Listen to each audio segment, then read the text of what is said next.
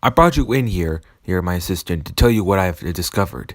After doing research and learning more about what is believed to be the train wreck of a turning point, I found the lost, least knowledgeable reason as to why that man made the world around him angry that night.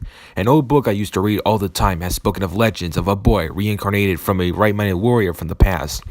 That warrior faced many difficult times and had moments where he sacrificed what he had to save those in vain. However, the hero was loved so much by the giant city that one day he couldn't compete in a battle for his home and everyone lost faith in him. I believe that guy, the one who was meant to be in the talent show last year, was him. The reincarnated one who was sent to Earth to defend the modern cliff of that warrior's homes, which just so happens to be Indian River. Why do you still bother with these nonsense researches? If there's one thing that actually matters here, it's that the world is at its heels and there isn't a thing now to save it. Don't you ever say that. You know that trouble strikes everywhere if all peace on this world fades. We saw what happened to him last year. What makes you think he will miss it again this year? It's been already said in the past that he has moved on to better stuff.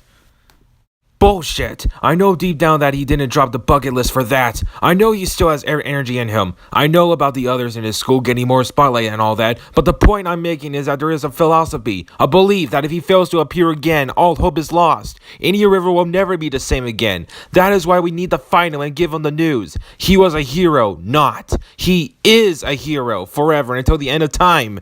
Heroes don't need a year-long break from anything. As long as they live, they keep going and going with whatever they can to make the world happier until their time on Earth is up.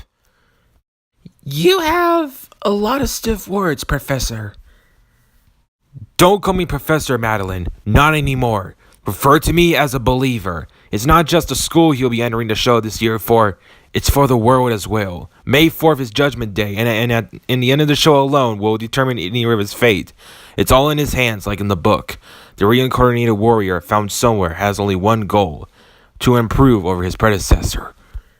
If that book claims that the warrior fell to his faults and died for them, what awful and missing one showcase bring from one student doing so? There were few from the show that before that weren't even in it. But this is different because that man is the one everyone in Indian River has been looking up to. For nearly a decade, he's the chosen one. He's one of the students that matter the most, and without him, Indian River's health decreases significantly and the reputation will not be the same. And how do I know this? I am old friends with his dad, and speaking of him, I will talk to him real soon. He has some connection to the conflict that's still wearing, and I want to see if I can get some answers from him. I feel you're not interested whatsoever in this emergency, but that's okay. You can return to your office. On the other hand, I will bring this book with me to the city library.